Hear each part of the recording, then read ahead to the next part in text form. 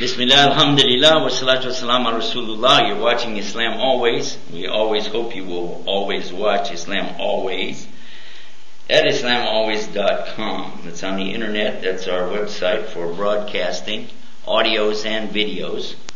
And it's always free, and you can always download whatever you like, distribute it. And we hope you'll share this message of Islam with everybody. This morning I'd like to talk about a subject about free Hajj and Umrah. Free Hajj and Umrah. And this is the pilgrimage that Muslims make.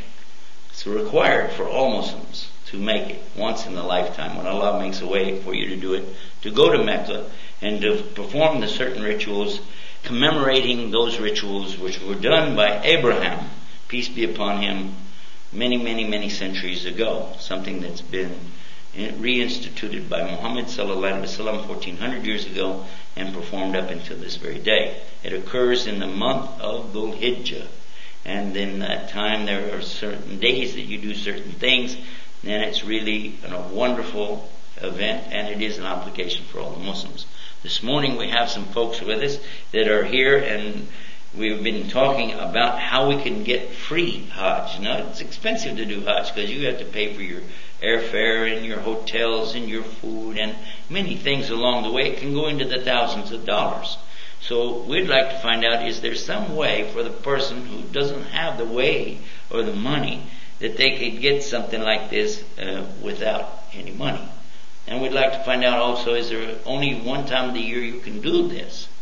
Well, at the risk of sounding like an innovator, I'm going to say something, but then I'm going to give you the details. Yes, there is a way you can do Hajj any day you want to. Anywhere you want to. What? And without money. What? And you don't need a visa from the Saudi government. What? What kind of Sufi is this guy? I say, wait a minute. Hold on. To let you know, what we're talking about is something that came from Muhammad, peace be upon him, 1400 years ago.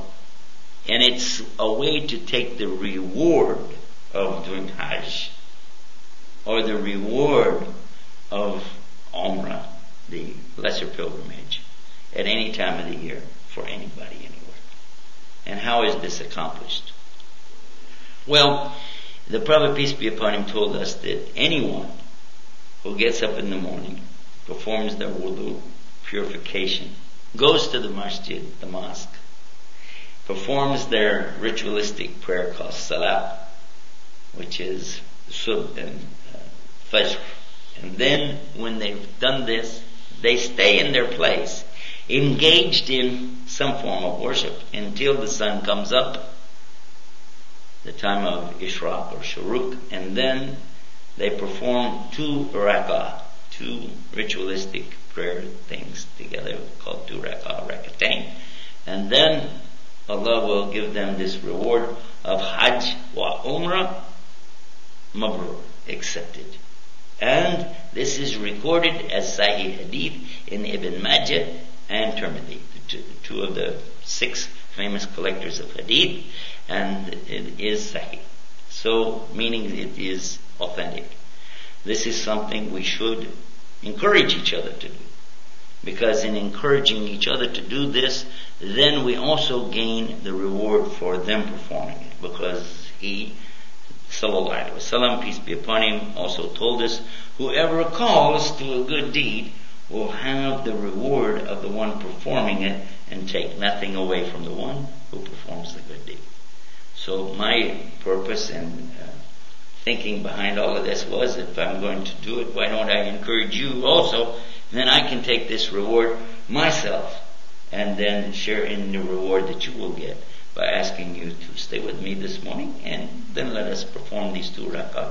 And it's done individually, by the way. It doesn't do as a jama'ah, as a team effort or anything. You can perform this individual.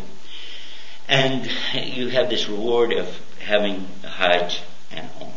And you can do it every day you like.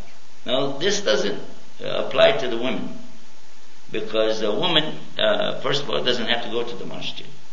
Did you know that? In fact, she's not encouraged to go except at the time of Jumu'ah or at the time of Eid. because she gets more reward by praying at home.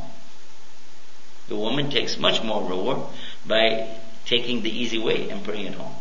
So what could she do? Well, she do the same thing. She can perform her Fajr Salah at home, wait for the sun to come up, and then she can do 2 rak'ah and ask Allah to accept it.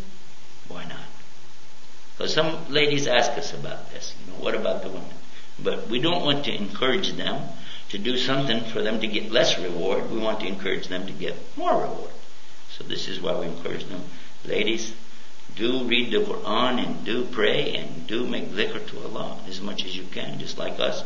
But you don't have to get dressed and come out and do what we do. This is for us. Don't put a burden on anybody more than they can bear. Makes sense? And it is hardship on the women to try to go out and attend functions like this, especially in the morning. Who's going to take care of the children, etc., etc. So that's the way you do that. Now you say, well, how will they learn? How will they know? Well, golly, I didn't know if you thought about it, but why do you think I'm recording this? Why do you think we're doing this? Why do we have these websites? You can have a computer in your house, can't you? And they can turn it on and they can watch. And you can find on the internet the language that you prefer. If you speak Urdu or Arabic or whatever language. We have many programs, many languages. And there are many more on the internet as well. So that's an answer for that. And now, how many are ready to get started and have your Hajj and Umrah this morning? You got everybody ready?